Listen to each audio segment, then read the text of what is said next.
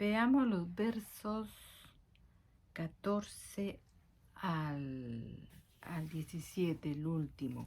El apóstol Pablo le pide a Timoteo que ponga en práctica lo aprendido. Igualmente a nosotros, todo lo que aprendemos de la palabra de Dios hay que ponerlo en práctica, ¿verdad? No nos quedemos, como decir algo, ¿verdad? Con la teoría.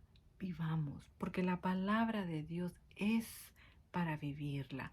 La palabra, el poder de la palabra de Dios se activa cuando tú la vives, ¿verdad? Y dice, mas tú, Timoteo, mantente firme en lo que has aprendido.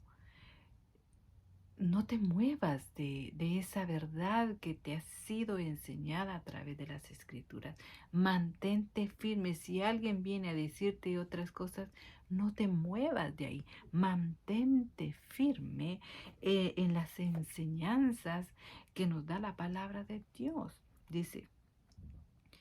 Eh, dice, mantente firme en lo que has aprendido y te convenciste, dice, ¿ve? Sabiendo de quién las has aprendido. Eso es muy importante. ¿Y de quién aprendió Timoteo? Del apóstol Pablo. ¿Y el apóstol Pablo de quién aprendió? Del mismo Señor Jesucristo.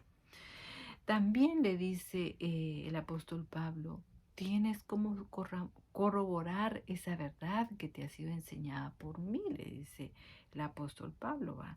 Porque tú desde la niñez has conocido las sagradas escrituras, las cuales te pueden dar sabiduría que llevan a la salvación mediante la fe que es en Cristo Jesús. Mire, mi amado hermano, algo que el enemigo siempre va a estorbar tu vida es que tú leas y escudriñes las escrituras. ¿Por qué razón? Porque éstas te pueden dar sabiduría, dice el apóstol Pablo, que lleva la salvación mediante la fe. Es muy importante, mi amado hermano, que no dejes de escudriñar las escrituras. Léela todos los días. Aparta un tiempo, así como tienes tiempo para ver todo lo que está en las redes sociales. Réstale la mitad y dedícale la mitad a la palabra de Dios, que te va a traer mucho más beneficio que todo lo que dicen las redes sociales. Ah, no, hermana, pero si yo lo que hago es escuchar mensajes, leer meditaciones, no, lee las escrituras. Hay una bendición que se activa cuando tú lees las escrituras. Es muy diferente que tú agarres la Biblia, te sientes, leas una porción y medites en ella. Eso, mira, como dice el apóstol Pablo, te va a traer sabiduría para salvación por medio de la fe en Cristo Jesús.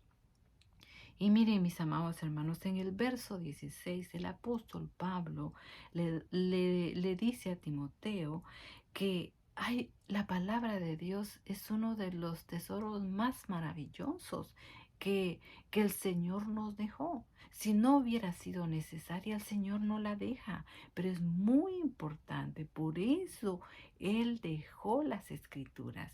No las dejó solo para que estuvieran ahí, no, o como un amuleto, las dejó para que tú las leas. Mire lo que dice el verso 16.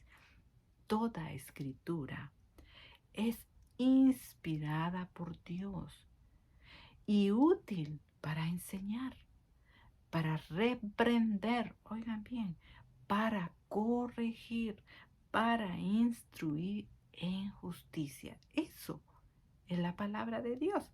A fin, mire el resultado de que tú medites y leas la palabra de Dios, que el hombre de Dios sea perfecto y apto y equipado para toda buena obra. No para obras malas, sino para toda buena obra. Y lo que dice el capítulo 2, verso 15 de la misma carta segunda a Timoteo, el que practica la palabra de Dios, el que medita la palabra de Dios, dice, la sabe manejar con precisión. Ese hombre que medita en la palabra de Dios, esa mujer que medita en la palabra de Dios, sabe manejar la palabra de Dios con precisión. Tiene una palabra exacta para fortalecer a otros o a sí mismo. La palabra de Dios es espíritu y es vida. Mi amado hermano, espero que este capítulo sea de bendición. Yo siempre te digo, vuélvelo a leer, vuelve a meditar y lee la palabra de Dios, que el más beneficiado vas a ser tú. Que Dios te bendiga.